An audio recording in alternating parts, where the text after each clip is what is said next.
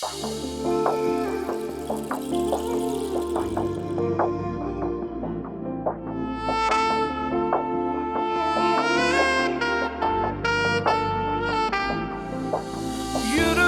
eredi görümde seni canım mehribanım.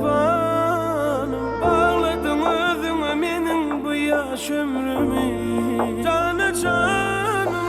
Benim çoğal kalbimi açtım la sana yürek yarım. Baktımı alan yarım dine sana ovunlarım. Çeşmem bulup aksana, Kanayın bin yaksana. Cemşit senin aşığın. Nedim yıllar sana. Mağlayıma yazılan sen, şükür ediyen Allah'ıma min. Ömrümü bedeyen sen, ben sen bilen. Benim sen bilen. Mağlayıma yazılan sen, şükür ediyen Allah'ıma min. Ömrümü bedeyen sen, sen ben bilen, ben sen bilen.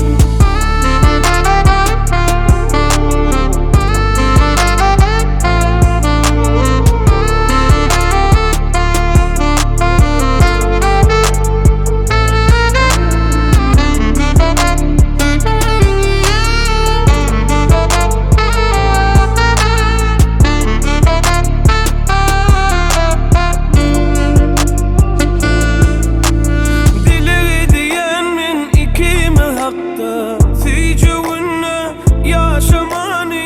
Ömür boyu anadalir biri hakta söylelir. Çeşmem bulup aksana, Kanayın bin yaksana. Cemşit senin aşığın. Nedim yıllar sana. Mağlayıma yazılan sen, şükür ediyen